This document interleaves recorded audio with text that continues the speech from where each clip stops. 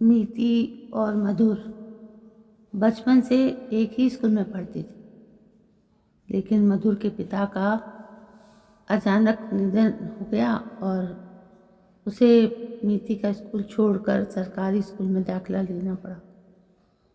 लेकिन आते जाते अक्सर दोनों के रास्ते मिल ही जाते थे और उनकी नज़रें मिल जाती तो दोनों के चेहरे पर अनायास मुस्कुराहट आ जाती।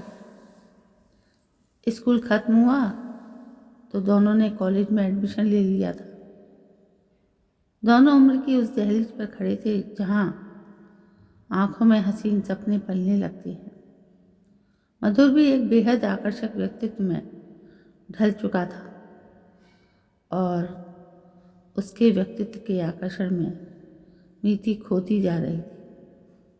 कई बार मधुर ने उससे आगाह भी किया था कि मीति, तुम एक रईस पिता की बेटी हो, मैं तो बिल्कुल साधारण परिवार से हूँ जहाँ मुश्किल से गुजर बसर होती है।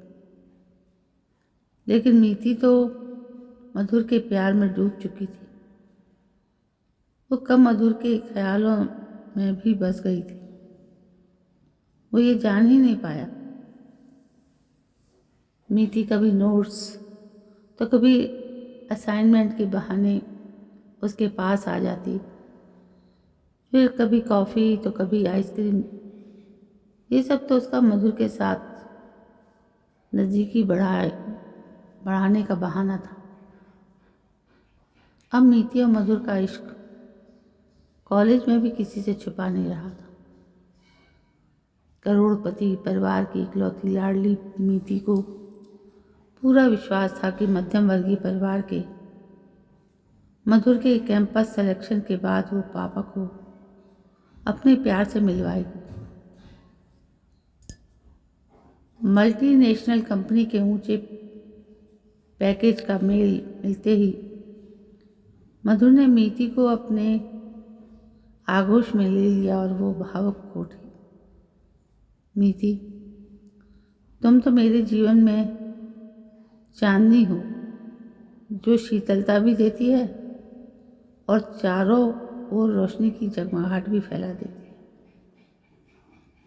जब हंसती हो तो मेरे दिल में न जाने कितनी कलियां खिल उठती हैं। बस अब जिंदगी में आकर मेरे सपनों में रंग भर दो।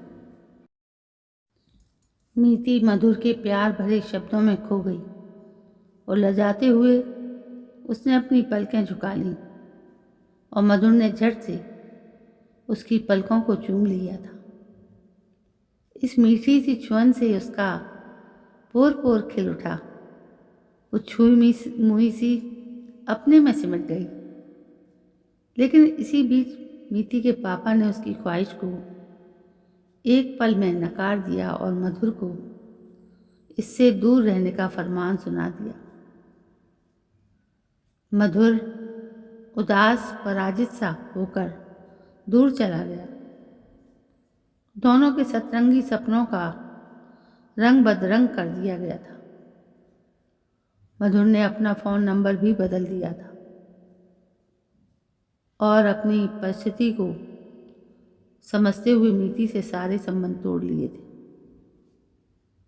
मीति के करोड़पति पापा ने धूमधाम और बाजे गाजे के साथ उसे मिसेज मेहुल पोद्दार बना दिया।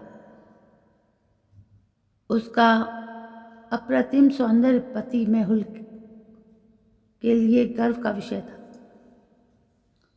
समय के साथ वो जुड़वां बच्चों की स्मार्ट माँ बन गई।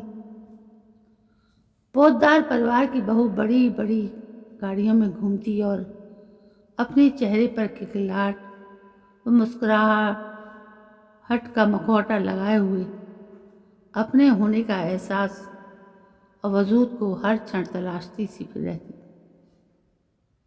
उसे किसी भी रिश्ते में उस मीठी सी छुअन का एहसास न हो पाता और वो तड़प उठती। सब कुछ होने के बाद भी वो खोई खोई सी रहती। इतना सब कुछ पाने के बाद भी वो मधुर की उस मीठी सी छुअन के विचार से ही वो रोमांचित हो उठती थी। पूरे 8 वर्ष बीत गए थे। वो अपने परिवार और बच्चों के साथ संतुष्ट थी, परंतु आज भी सतरंगी सपनों की उड़ान और गुनगुनाती बयार, मधुर की प्यार भरी मीठी छुअन की चाह उसके मन को आंदोलित करके भटका ही देती। वो सोचती वो मधुर से माफ़ी भी तो नहीं मांग पाई, आज भी वो उससे नाराज ही होगा। एक शाम वो अकेली ही मॉल के कॉफ़ी शॉप में बैठकर कॉफ़ी का इंतज़ार कर रही थी। वो फ़ोन पर अपनी नज़रें गड़ाए हुए थी। तभी मानो उसके कानों में सुरीला संगीत बज उठा। मधुर के वजूद में बसी खुशबू उसके चारों ओर फैल गई थी। उसकी मीठी सी छुअन की भावनाएं, पायल की मीठी मीठी रुनझुनती सी संगीत लहरी उसके कानों में गूंज उठी थी। दोनों की नजरें मिली और उसके दिल की धड़कन तेज हो गई। कैसी हो मीति? अच्छी हूँ। और तुम? मैं भी अच्छा हूँ और खुश हूँ। यहाँ मीटिंग में आया था। मेरे साथ एक कॉफ़ी भी नहीं पियोगी? मुझे फ्लाइट पकड़नी है। बोलो क्या कहना है? मधुर, मुझे माफ़ नहीं करोगी?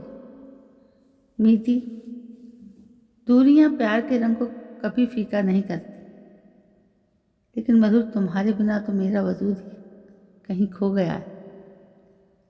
उसकी आंखों में अश्रु के बादल उमड़ पड़े थे। नहीं मीति, तुम्हारा प्यार जितना सच्चा है उतना ही जरूरी और प्यार है तुम्हारा परिवार भी।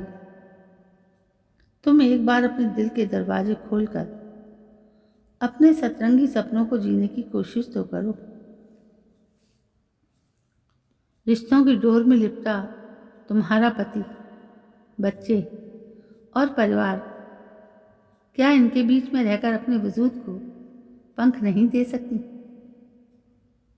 वो सब तुम्हें कितना प्यार करती हैं। मधुर से मिलने के बाद जब वो घर लौटने के लिए कार में बैठी तो अपनी पलकों को बंद करते ही ऐसे एहसास की अनुभूति हुई मानो उसके सतरंगी सपनों को पंख लग गए हों और मधुर की मीठी सी छुअन से वो आज़ाद हो चुकी है। वो घर पहुंचते ही मेहुल की आगोश में आनंद की अनुभूति से सराबोर हो गई। तो दोस्तों, ये थी एक कहानी पहले प्यार की। तो आपको कैसी लगी? यदि पसंद आई तो लाइक करिए। कल मैं फिर हाजिर होती हूँ। तब तक के लिए जय हिंद।